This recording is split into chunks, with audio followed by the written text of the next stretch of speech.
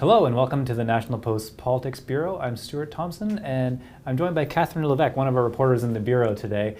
Today we're talking about last night's NDP motion on Gaza, probably creating one of the more controversial nights we've seen in a little while here. Catherine, what was that motion calling for?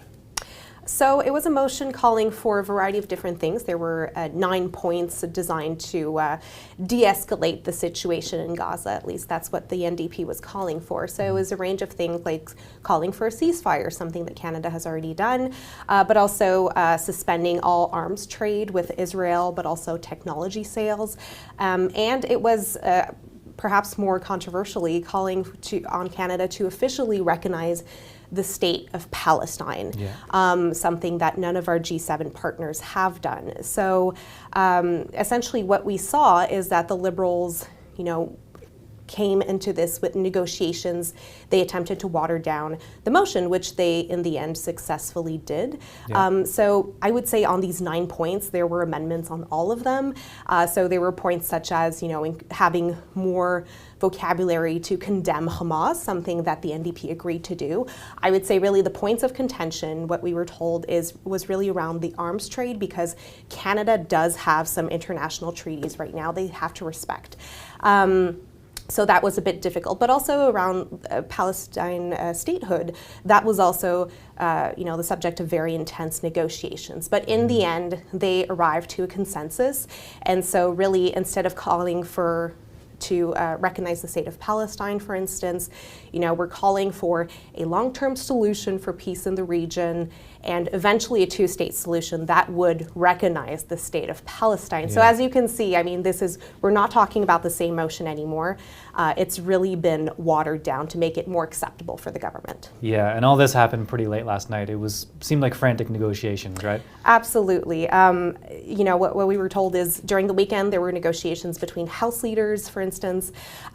Yesterday that continued. Eventually the negotiations stalled.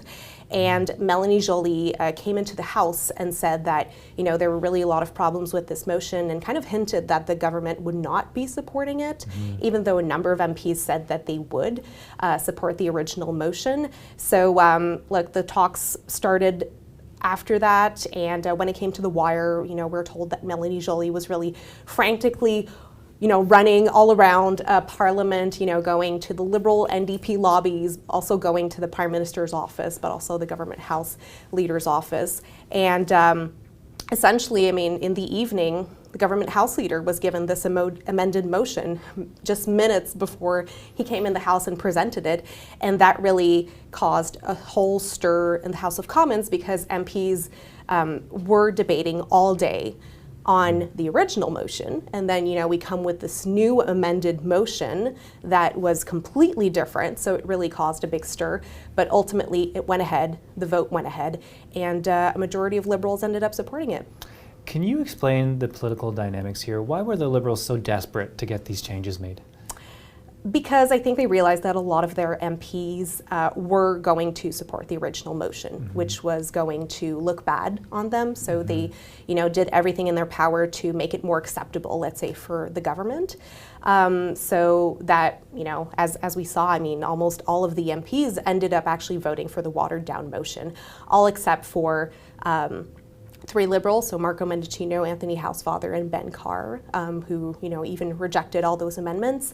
But yeah, I think, Mélanie Joly, what she said yesterday was she wanted to find some sort of common ground, a compromise, something that they could all rally around and, to kind of not create a scandal, with the original motion that would have, frankly, kind of changed Canada's foreign policy. So, they really had to change the motion so that it would be more acceptable. So there would be, let's be honest, a lot of things that Canada are already doing, like resuming funding for UNRWA. So that was really the intent, and that's why I think the Liberals were really pushing for those changes to be made. Okay, and real quick before we have to go, this is not the end of this, right? We can expect continuing strife on this issue in the Liberal Party.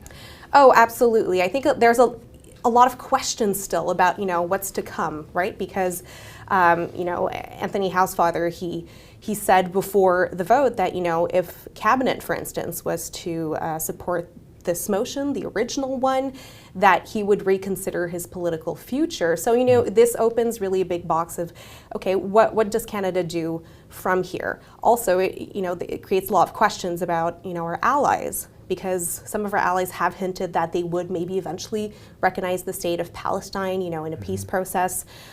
Canada has kind of already started this process by voting for this motion. So there are still a lot of questions. I think this is not the end of the issue, and we'll still be talking about this for a long time. Okay, thanks, Catherine, and thanks for watching. I'm sure you'll be hearing from us again on this topic